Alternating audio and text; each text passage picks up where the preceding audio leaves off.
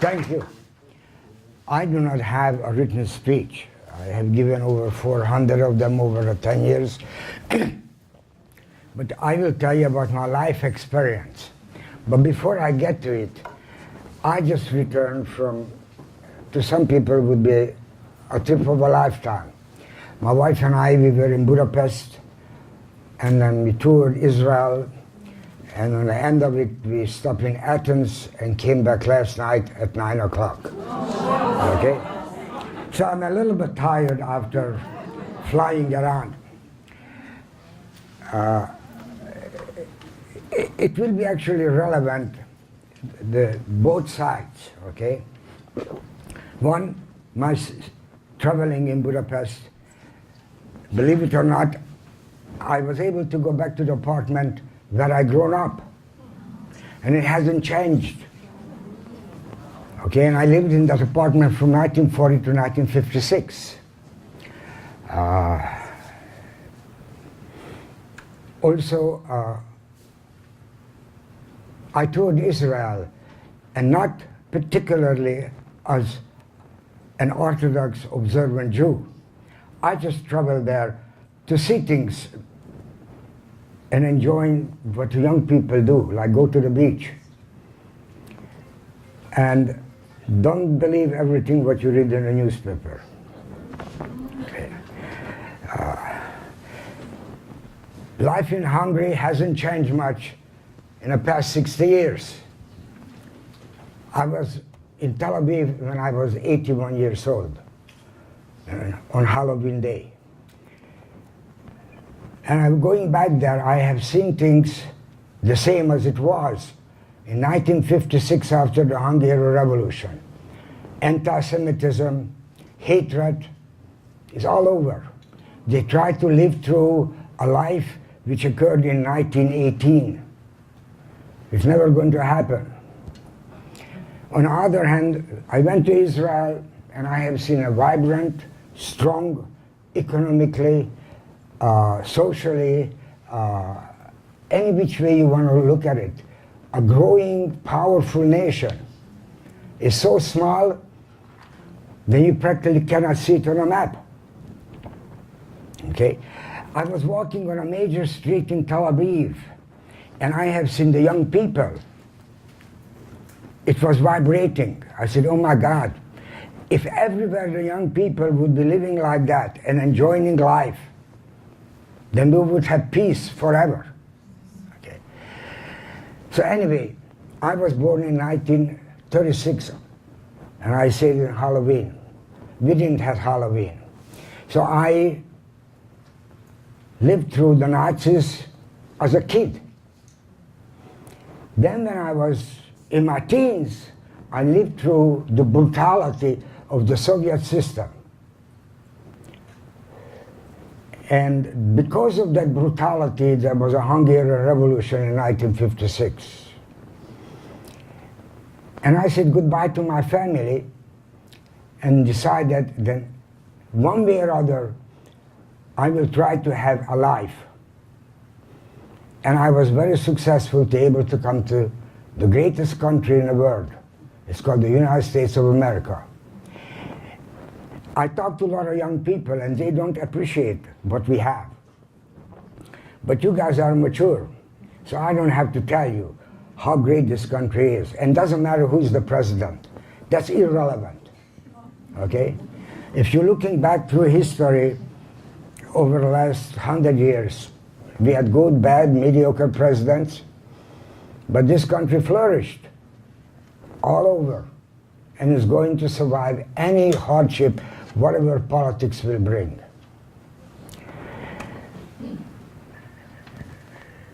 Growing up in an environment where you were curtailed to practically leave your building where you lived and spit on and pushed as a first grader, those things don't forget. You may forgive things to people who done it, but you never will forget.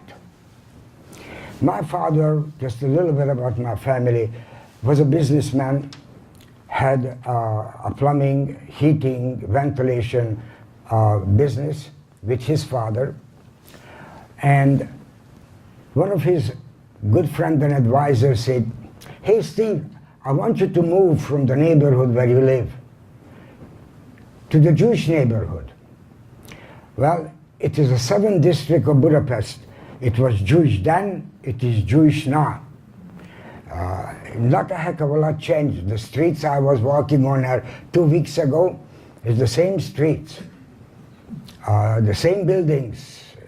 Some of them are somewhat better shape than others. And so my father made a move in probably about 1940. And because of that advice my father took, that's probably the reason I'm standing in front of you. Because that building actually located within the Budapest ghetto when it was formed. On my mother's side, she is from a small village outside of Budapest, about 6 miles south. And I hope you know where Hungary is, you know where Budapest is, okay? Budapest has been called for many, many years as the Paris and the London and the New York of Europe. It was very vibrant all the time. It had a lot of creativity, it had a lot of art, science. And particularly, I am very proud that there were some of the greatest scientists, they were Jewish. Now, I don't know if all of you have, but probably most of you have a cell phone. Now, just let's step back a few years. I am a mathematician by training, and after 25 years of working for IBM Corporation, partially designing computers and software, I have been a professional fundraiser for Jewish organizations. So there's a tremendous growth. So my mother, grown up in a small village,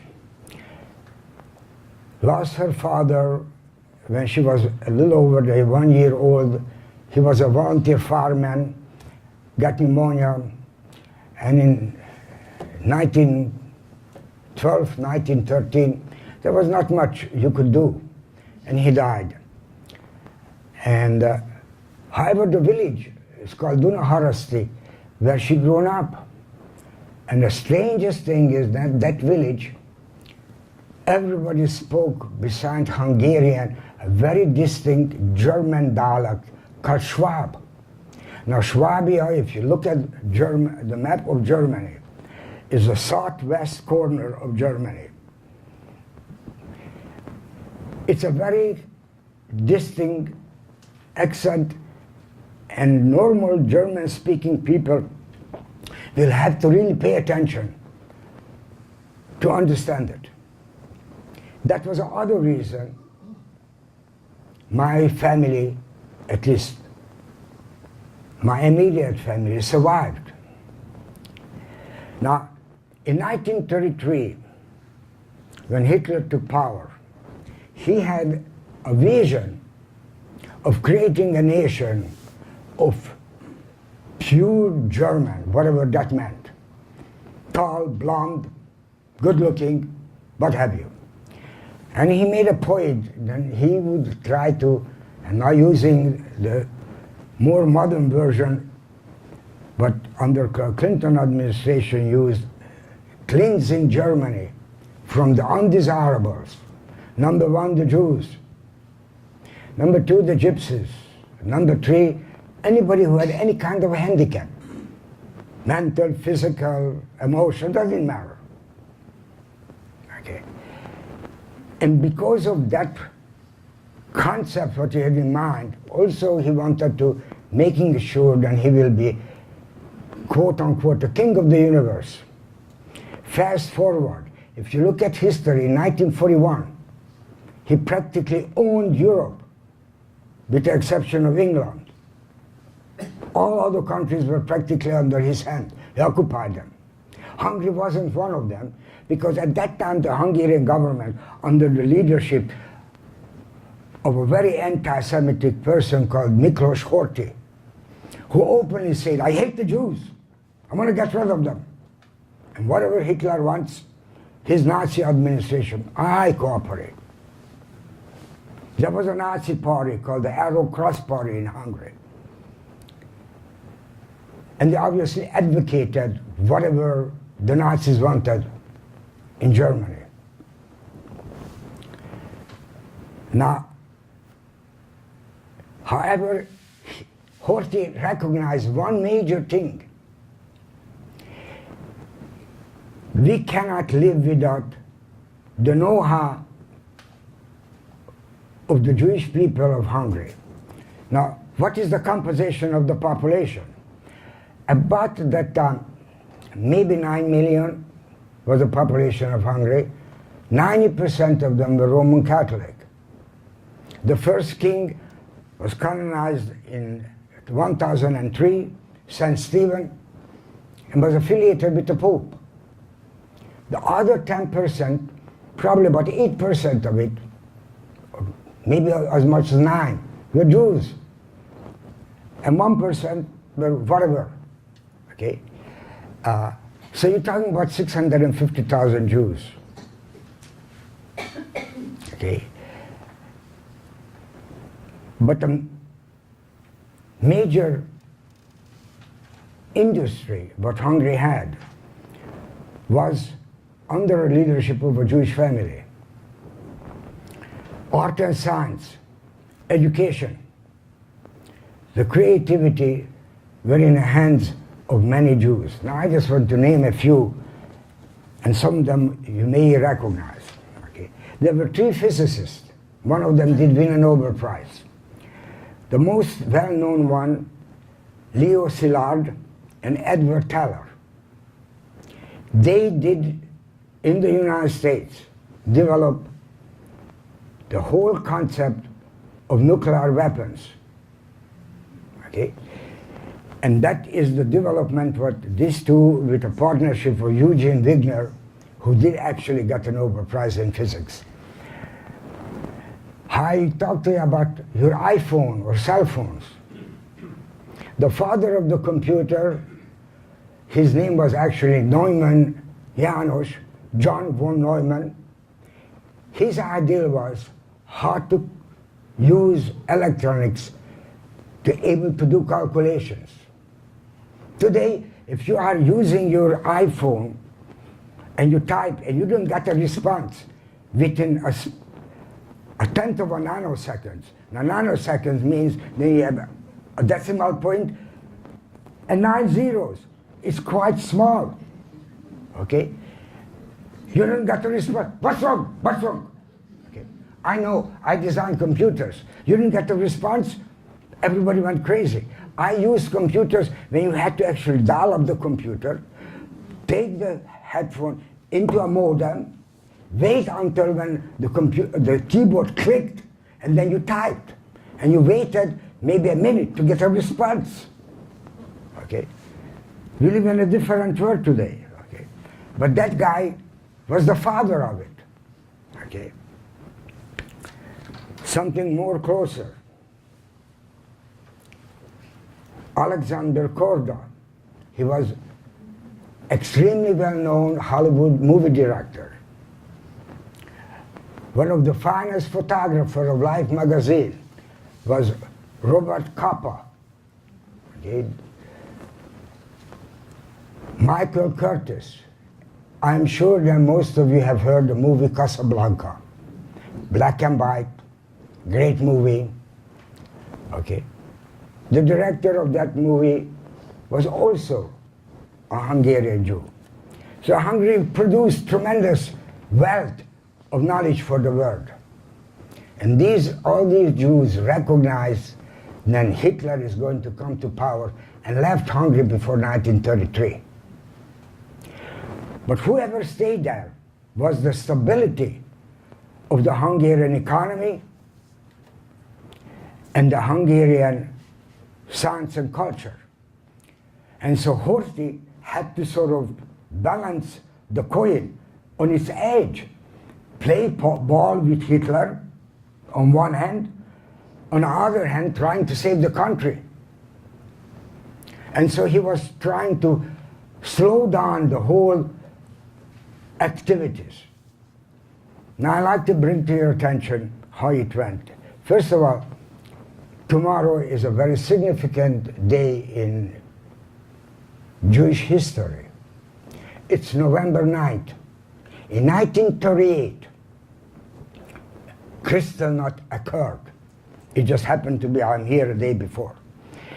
The brutality, what occurred in Germany at that day, it cannot be really described. Jews were dragged out to the street. The Orthodox Jews had beard, they were shaved publicly. They humanized them, beaten them. Women were raped. Kids were beaten to death. Synagogues were raided. The Torah, which is the most precious thing we Jews have, were brought out and burned beside prayer books. Desecration were very common. So we remember that Kristallnacht actually means the broken glass. They were beating up the buildings, broken in. It was just terrible. In 1938, I was a little boy, 2 years old. Okay. A lot of things I learned in history, a lot of things I know because my family said so. A lot of things I experienced. So some of the things I tell you, it is either hearsay from my family or actually I felt it. I went to first grade from 1943 to 1944, whenever the school stopped in 1944. I lived from the school about a block and a half. My mother allowed me to walk. I only had to cross the street one place. I was pushed, I was spit on, called names. Dirty Jew, that was a very normal thing. My mother said, just don't pay attention, you go to school. Okay. What the heck a first grader would know and why? But that's the world I grown up. My parents tried to protect me as much as possible. I wasn't allowed to leave the building unless if I went with somebody, except go to school and come home. My father had a very difficult time to make the living. I didn't starve, but we lived on truly a poor person's lifestyle. And so I have learned at very early stage that whatever my mother put on a plate, you ate it. It didn't matter what it was. Okay? I tried to teach that to my children. They didn't like it. Okay? I do have 2 children, and they grow and they have their own families. They have their own problems, what I call Taurus. We all have. Okay? My son is a radiologist and works 14, 15 hours a day. Barely sees his kids. My daughter is a clinical psychologist, and she tells us, then everybody needs some kind of a treatment, okay? And so she has 3 kids, and but aside from that, I grown up in an environment which was called impossible to live through. By 1938, 39, most of the Jews from Poland, they were already deported. We had the big camps which we all know, Auschwitz, Birkenau, Treblinka, the Ukrainian pogroms. My uncle, my mother's younger brother, by just a year, was in the Ukraine. And he survived the Ukraines. And he was just telling how his to family. You couldn't believe what the Ukrainians did. So I'm not very fond of that part of the former Soviet Union.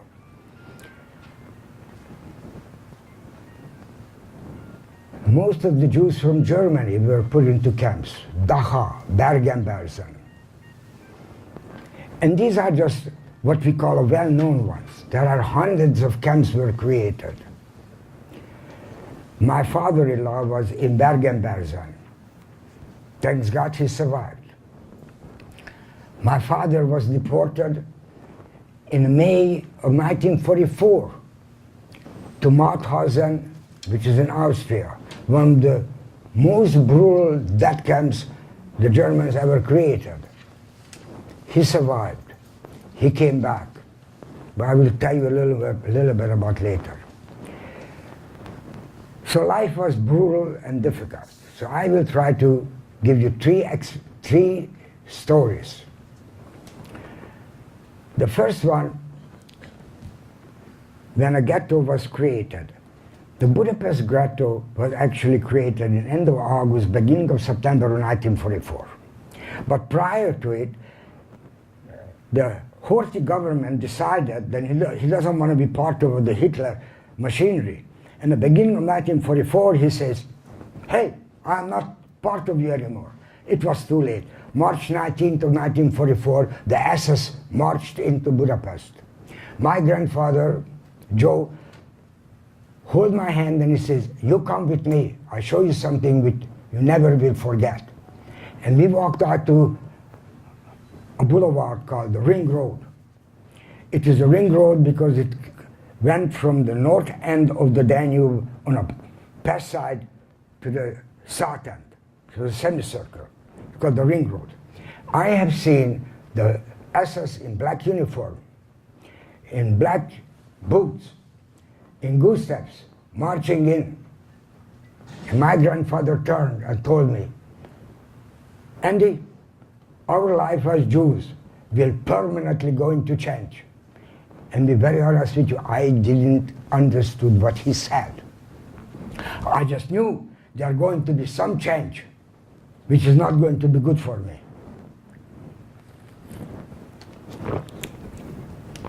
As soon as the Germans came in, the Nazis, Adolf Eichmann was designated by Hitler to come to Budapest and deal with the Jewish issue. What is the Jewish issue? Kill them, slaughter them. The brutality was unbelievable. Deportation, first forced labor camps and then deportation, particularly the men. But by August of 1944, between May and August, there were close to 600,000 Hungarian Jews were deported in that short period of time to whatever camps. Okay, I knew people who were in Auschwitz and survived. And the majority of these Jews didn't want to talk about it to anybody. One of my acquaintances lived in New Haven, just died maybe about 2 months ago. He was in late 80s or early 90s. Gershon told me, he says, Andy, I cannot participate in any commemoration or any activities. I don't want to relive the life I had to go through. My father never told me stories.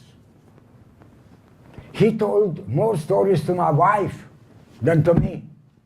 Okay. The suffering and the difficulty of surviving was enormous. And I have found that I can understand these people's point of view. On the other hand, I am obligated to talk to people and bring to their attention what Germany looked like, what Second World War looked like, and what the Soviets looked like. I cannot equate the Nazi regime with Stalin's regime. But by golly, Stalin was very close to Hitler.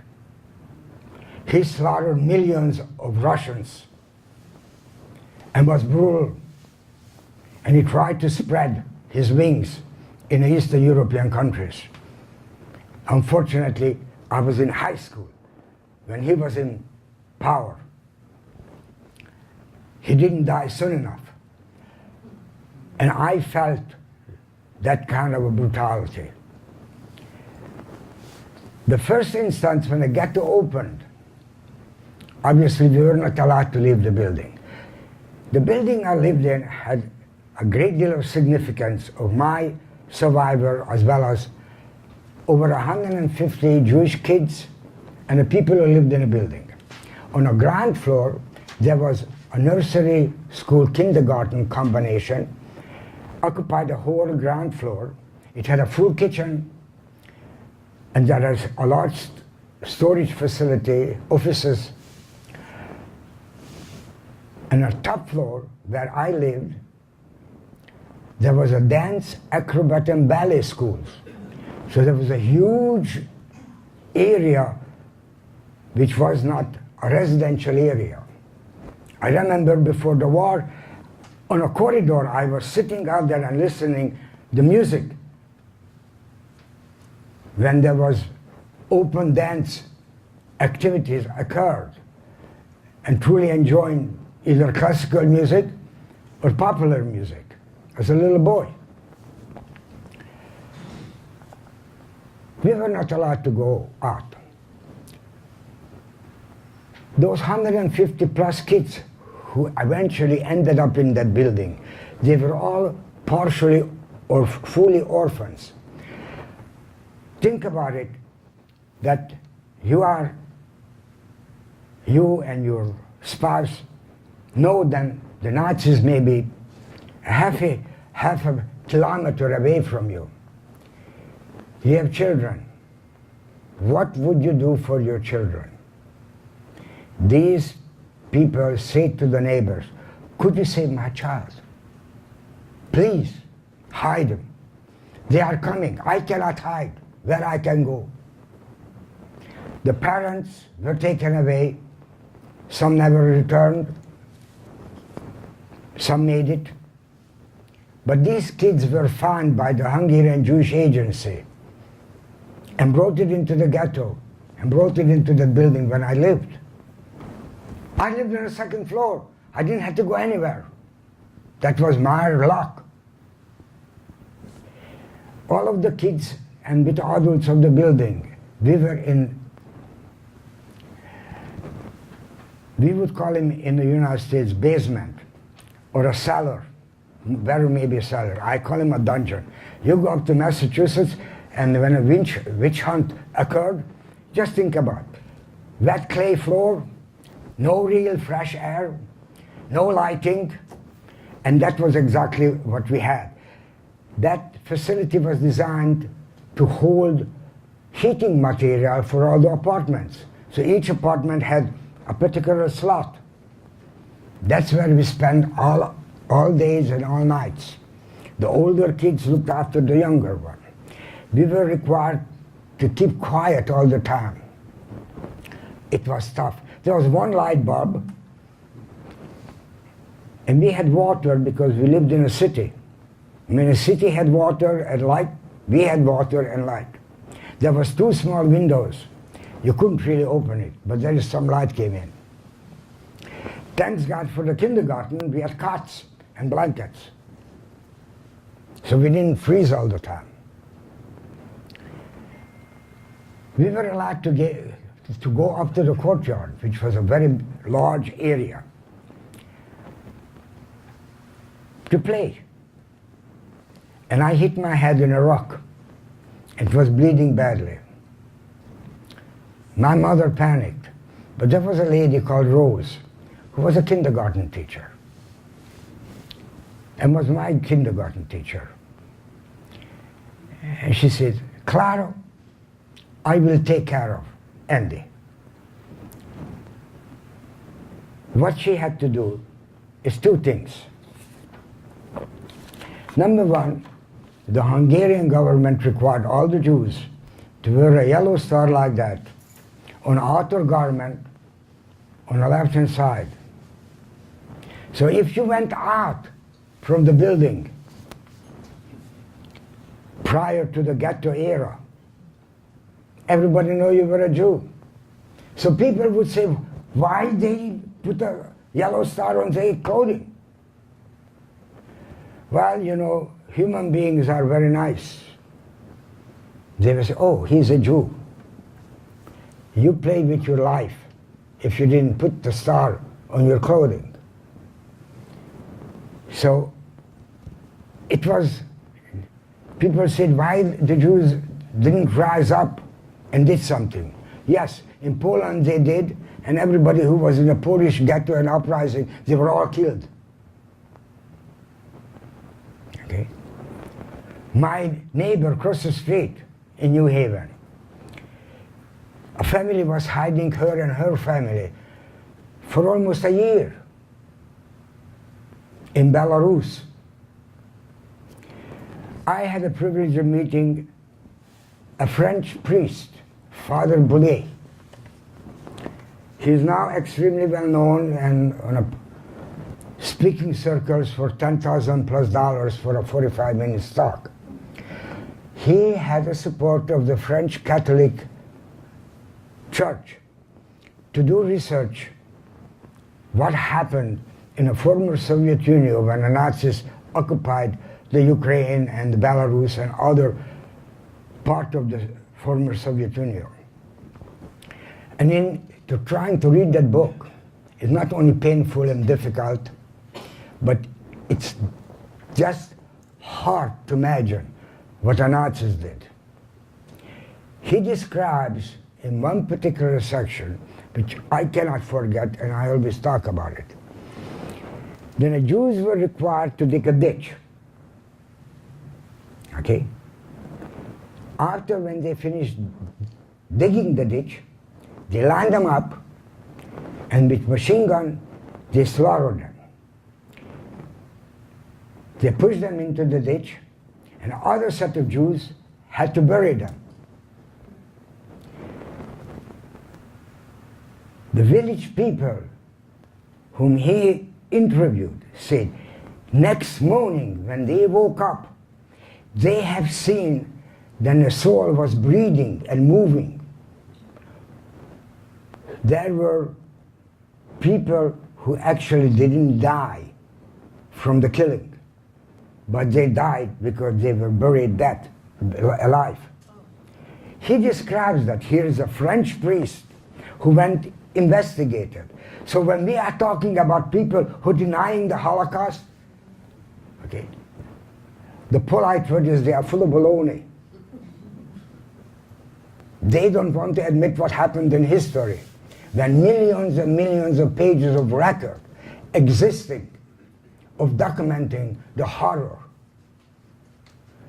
what human beings did to others. And that was the standard for the Nazis. Okay. So Rose took the yellow star off from my outer garment and said, Andy, hold my hand and you come with me and keep your mouth shut. I did what my teacher said. We walked to the end of the ghetto wall. Now think about the ghetto. And I just tried to show you the periphery of the pink. It wasn't very big. It was maybe 12 blocks by 12 blocks. Okay. I put a cross, a red cross right here. That's the building I lived in. After my talk, you can look at it, what it looked. And then she got to the wall because it was sealed completely. Under the street, wherever the ghetto was designated to end, there was a wall was erected. Guards inside, outside.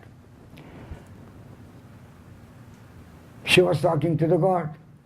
Look at, I'm taking him to the, wait a minute, show me your papers. Everybody had papers. And the guard says, well, you are a Catholic. What you do in a ghetto? Well, a ghetto was formed for the Jews. And it was very desirable that a non-Jews move out. And all the Jews from the city of Budapest, by the way, Budapest used to be two cities back in the mid-1800s. Was Buda on the west side and Pest on the east side. And then they merged. The Danube goes right in the middle of it, sort of the middle of it. And it is really a beautiful thing to see both sides. And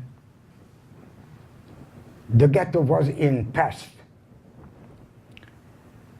And Rose was explaining, then my child hit his head. I'm taking him to the hospital. So whatever she said, the guard accepted it. But by the way, the guard was a Hungarian Nazi. And I will go back to that particular topic for a second from my experience 2 weeks ago. Took me to the hospital. I was fixed up. By the way, when she was explaining to the guard, she said, my son. Now think about it. Here is a lady, very religious Catholic, never married. Lied to the guard, then is my son. On the way back is the same questioning. She was willing to sacrifice her life to save this Jewish boy. When I went back to Hungary the first time, was an encouragement of an old friend. By the way, I was in love with that girl when I was in high school. And just a coincidence, my mother bumped into her in New York. And she told me, said, when you come in to visit us again, since I lived in upstate New York at the time, call her up. And she encouraged me to go back to Hungary. You can have a great vacation almost for no money. So I did. That was 48 years ago. And I have a wife for 48 years. You know, in Jewish customs, that is quite common to make arranged marriages. It's, so to speak, my wife and I, we made our own arrangements. You want to say it love? I cannot say that. She was a very attractive young woman. She's 10 years, 9.5 years younger than I am. I met her, we were introduced, and I said to her, look, I have only less than 4 weeks to stay in Budapest. I came for a vacation. If you're interested, come to the United States. I'm interested in marrying you. And it turned out she was very interested to come to the United States. So here we are. We had our 47th wedding anniversary in July, and beginning of December will be exactly 48 years when we met. In any event, that rose saved my life. 2 other situations occurred which related to the residents of the building and obviously with my family. My father had a foresight to saying, let's try to get all our family into our apartment before the ghetto opened. And we managed to get some of them. And all of those people who were in our building survived. The rest of the family didn't make it. The Nazis got to them sooner. In that small village, back in the early 40s, when we used to go spend the Sabbath with my grandmother, I have seen the gendarmen walking in pairs. The hat was this thing, they had always a feather of a rooster. The kids were scared. And that was when I was 5 years old. Okay? I was already told to be scared of these people. The Nazis, and I'm talking about the Hungarians, in our building, I haven't seen, on those days, an SS or a German soldier. It was all Hungarian hoodlums, with no exception. They were harassing the Jews in a ghetto. They came into the building, put everybody to the wall, like this. Now can you imagine just seeing your mother or your grandmother or your teacher facing the wall when these hoodlums, various ages, young to old, it made no difference, holding a gun, and they could just pull a trigger and kill them. But they didn't. One day they came, rounded up everything in the morning, and took them away. The kids sort of tried to figure out what to do. In the meanwhile, my grandfather, my father's father, was hiding in another part of that so-called cellar.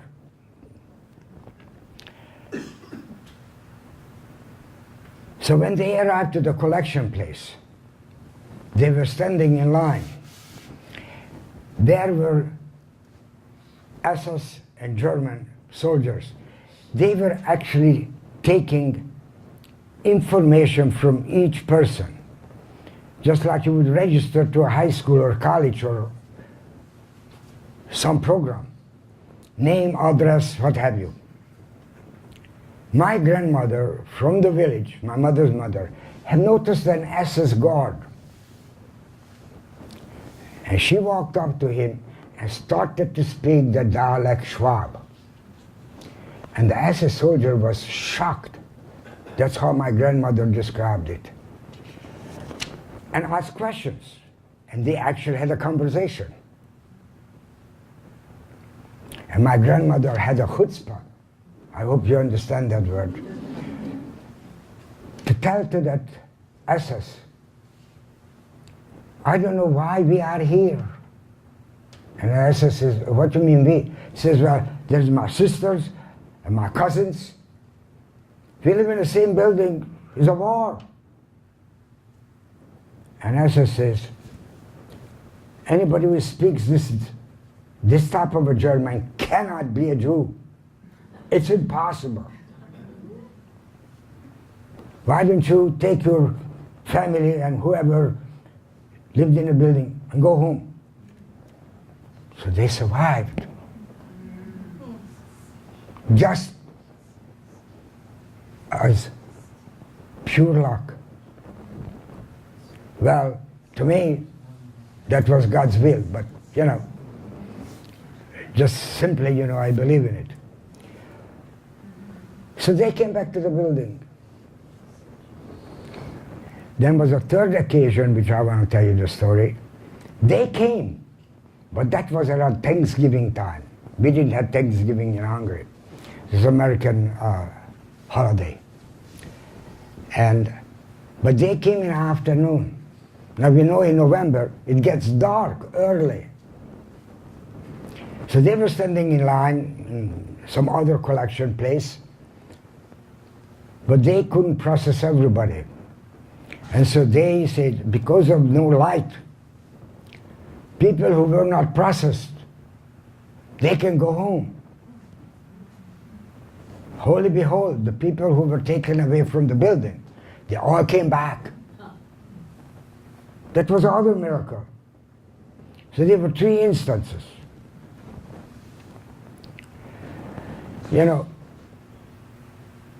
Some I experienced it, some I was told.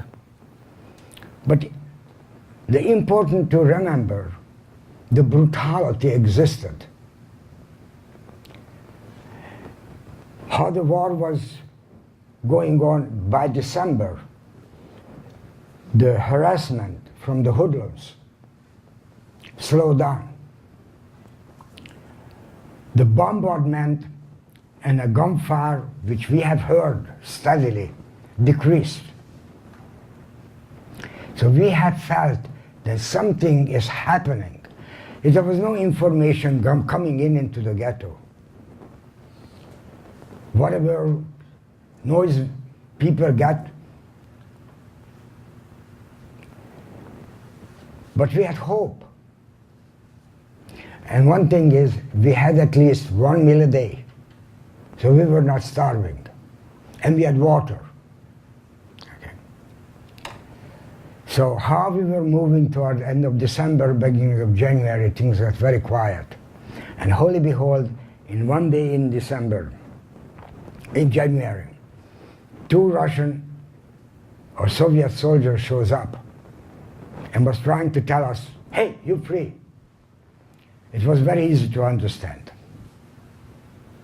So in January 17th of 1945, Budapest ghetto was freed. But what happened to some of the Jews all along? When Eichmann was sent in to Budapest to take care of the Jewish issue, by coincidence, a Swedish diplomat, well, let's say a Swedish businessman, a royal family, his name is Wallenberg. He also showed up in Hungary, and he recognized what the Germans wanted to do. The Nazis, the Hungarian brutality by the hoodlums. And he made every effort to trying to save as many Jews as possible. Created safe houses, worked with other ambassadors in various countries to trying to creating false visas and documents and save them. And he managed to save tens of thousands of Jews. Just as a for instance, my second cousin, whom I visited 2 weeks ago, on my mother's side. She is 80, I'm 81. We were born a year apart. She lives in the same apartment when she lived when the Nazis were in Hungary. That was a safe house. And the few times I went back to Hungary with my wife and visited her, it always reminded me. It was Wallenberg's creation which saved the Jews in that building. So there are a lot of miracles occurred. Okay. There were a lot of non-Jews who created wonderful life to people. And I tried to just mention to you a couple of them. One of them, his name is Nicholas Winton. He's an Englishman. He was invited by his friend to Prague for a skiing trip. When he arrived to Prague, had seen what the Nazis were doing. And he told his friend, he says, I have another mission I have to complete. And he managed to save 682 or 83 Jewish kids by creating the environment for these kids to move to England. And he found families who took in these kids. What happened is then at one point after the war, wasn't maybe 10 years ago, there was a celebration was created for his 100th birthday. And a large theater was rented and people were invited. And MC was doing his thing and he says, Nick, I'm going to ask an audience to have people to stand up whom you saved. And he was smiling. And then the MC says, please stand up if you were saved by Nicholas Winton. And every person in the audience got up. There were over 2,000. Those 600 and so many kids, 83 kids, they got married. They had kids. Those kids had kids. They were all saved. One man who had conscience. The other one is in sports. There was a great Italian bicycle rider. He did win the Tour de France in 1936. He was a hero in Italy. After when he came back, he had seen what Mussolini was doing. He was also a very religious man. And he talked to his priest. He says, we cannot tolerate that. And he worked with the clergy in a small village. And because he was so well known, he was able to go with his bicycle from village to village to village, to smuggling documents to save Italian Jews. His name is Gino Bartali. The but truly interesting story. After the war, he again trained and participated in the Tour de France. And guess what? He did win. So God has all kinds of ways and hands in our life.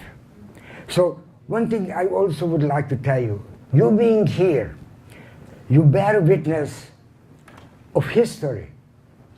You're meeting a Jewish boy who grown up and become sort of elderly young or young elderly, who lived through some of the horrors.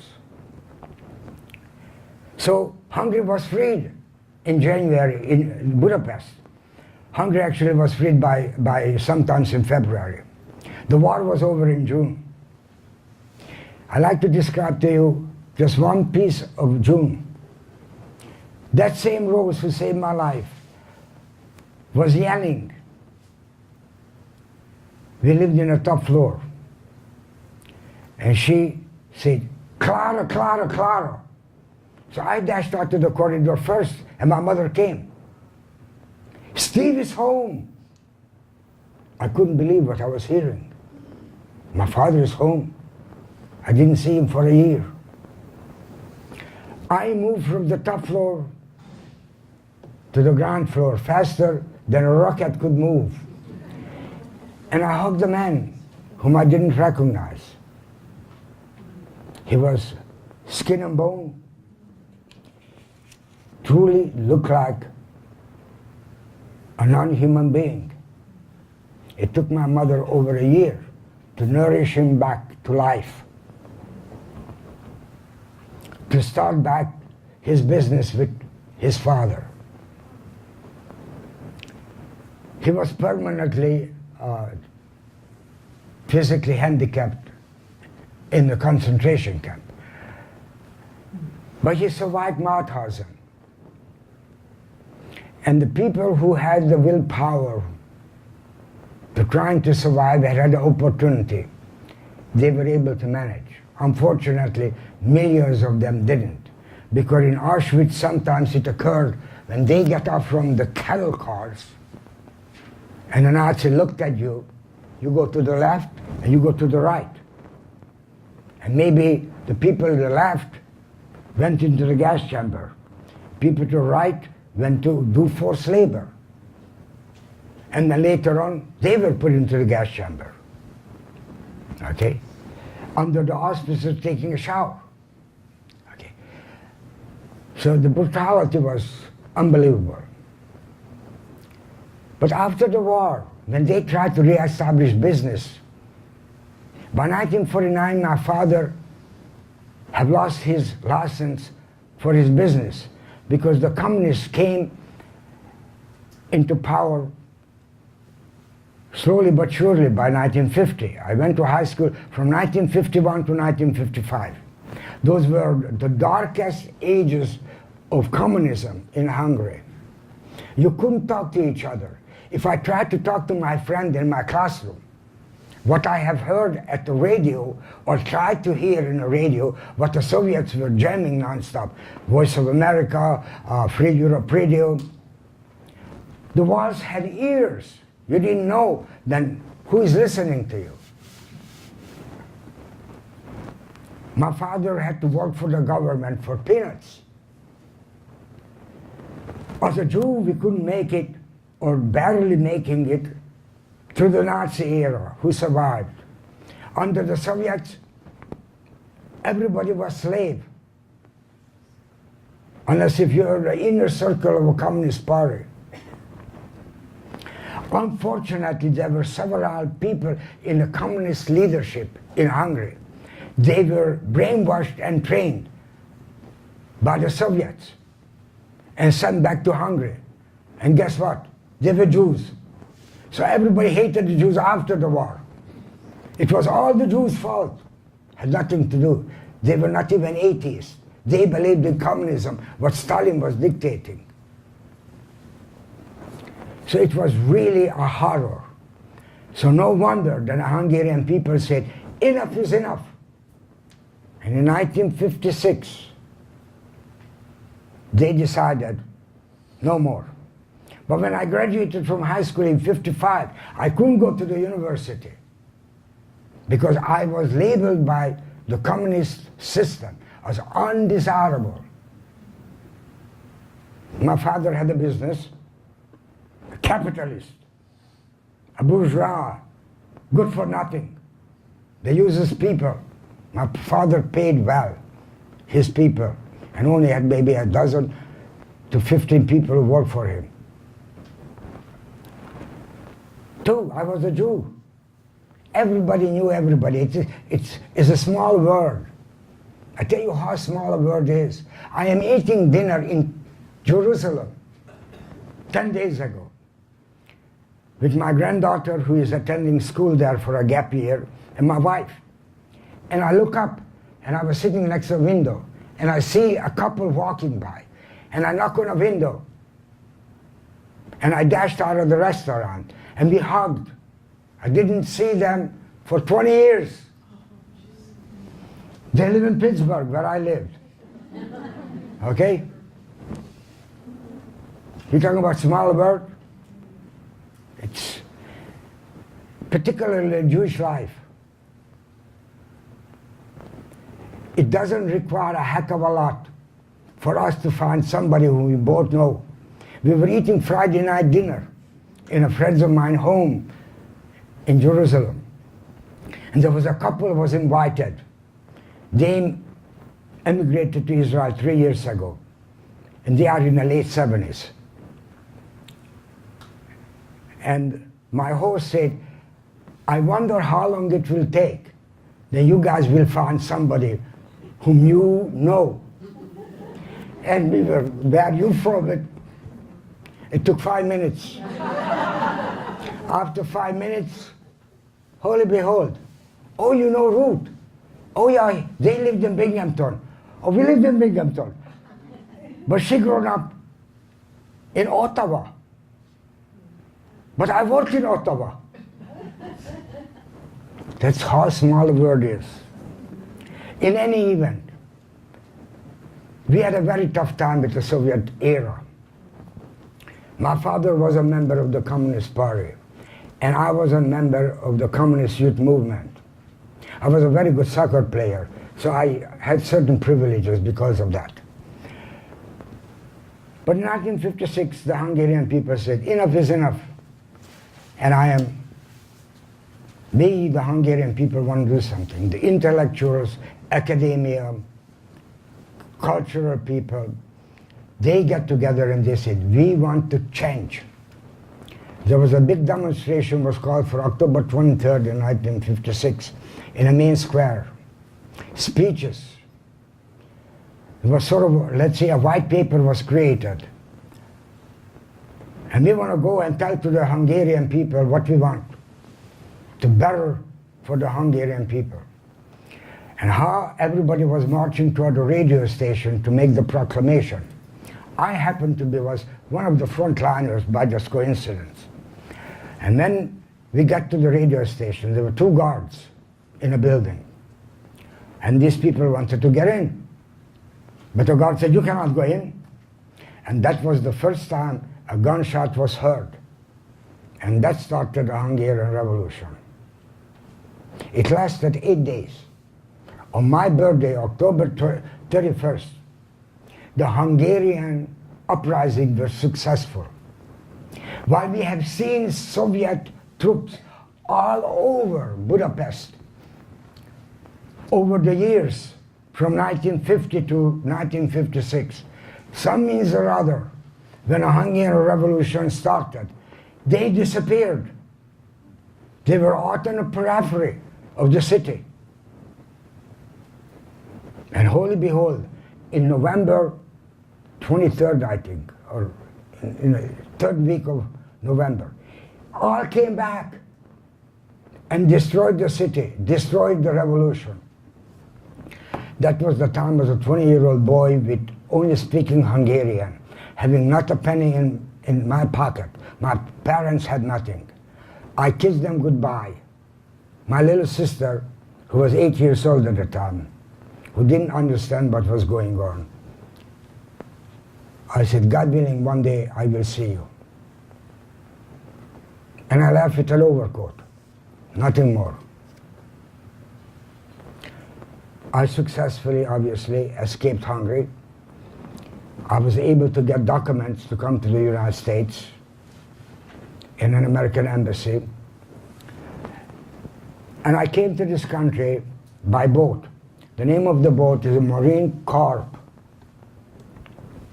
It was a Navy transport boat which actually participated Second World War and a Korean War.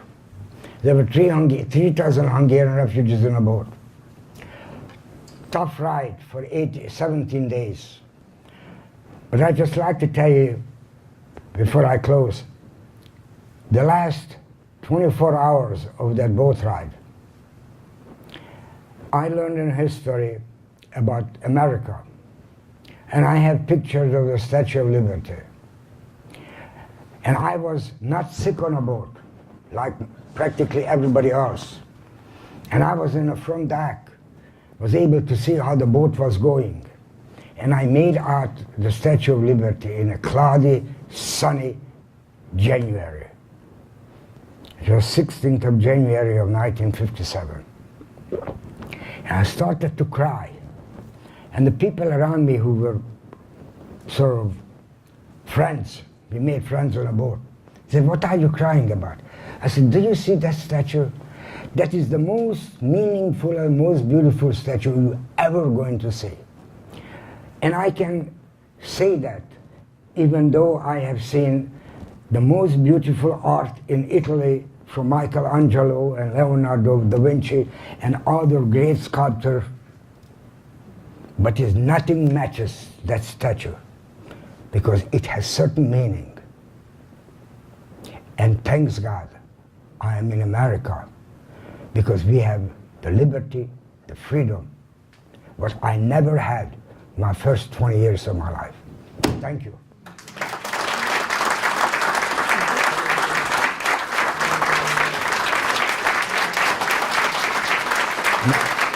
If you allow me, I take any questions. If you want to stay, I'm willing to answer any questions. Don't be shy. One of the leading, maybe the leading Hungarian Jew was Elie Wiesel. Yes. Did you know him? I did. Okay. I had a privilege. I lived in Binghamton, New York, and he came to give a lecture at Binghamton University, and I was honored to be invited for a special reception for him. Okay, so I met him in a very restricted environment because he was giving a talk to the university as well as for the Binghamton population. He very eloquently wrote in many books about the Holocaust. He was truly a survivor. I was a child who survived the horror by chance. He survived it under very difficult circumstances, okay? And And he was really a champion of all people and for freedom in all respect. And we are writing, just, I didn't want to mention this. I was interviewed by Channel 8 in New Haven a couple of days after Charlottesville, Virginia. And the lady who interviewed me asked me, "Did you see the swastika?" I said, "I wasn't even 7 years old when I have seen it in Budapest." I said, "I couldn't believe my eyes and my heart that in America we can see that brutality of people, what they were saying against the Jews." I said, I felt just like a little boy when I have seen the Nazis marching into Hungary. I said, how it can happen? We allowed that to happen. We are all at fault, with no exception. We have a voice every 2 years and every 4 years.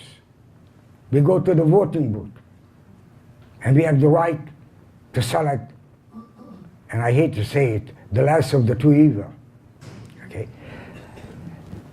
It's difficult to understand that these things can happen in 2017, but it does. We do have freedom of speech, and if you want to speak against the Jews, fine, but that was not the way of doing that, okay? Or you can speak against the Catholics or the Muslims because you have a certain feeling. Nobody is going to stop you, okay? We have laws in this country, and we need to abide by those laws. Those hoodlums didn't abide by the laws. You know, I went to college in East Tennessee. Growing up in a capital city up to age 20, a tiny little town like this called Bristol, Tennessee, is a little bit bigger now. In 1957, when I arrived, I didn't speak a word of English. And I was learning. And one day, I took the courage to take the bus from the campus to go downtown. The bus went from the campus to the bus station. That was the first stop. I get off. I had to go to the bathroom very badly. So I dash into the bus station. And I run into the first wide door I have seen. I didn't look what was written on there, one way or other. I didn't know it was man or woman or what have you. When I come out, there were 4 or 5 adult men, almost lynched me.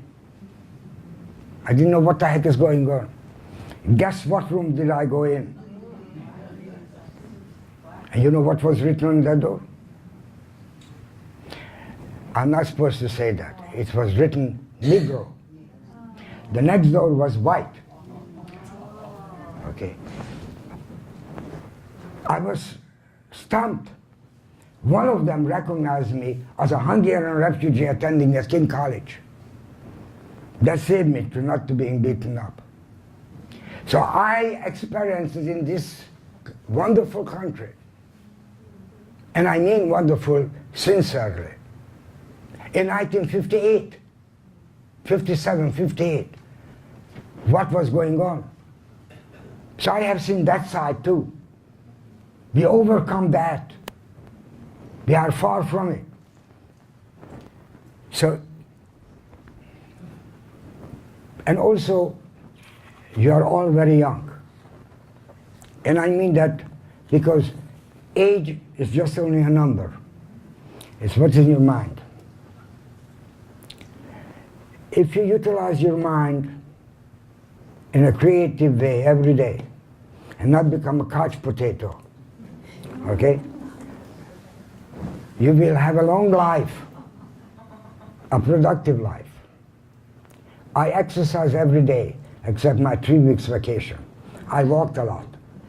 But I ride a bike, I swim, I run, and I mean, I participate in events, okay? I do triathlons, and it's very good for me. My wife says, you spend too much time in a gym. I said, the longer I spend time in a gym, the longer life you have with me.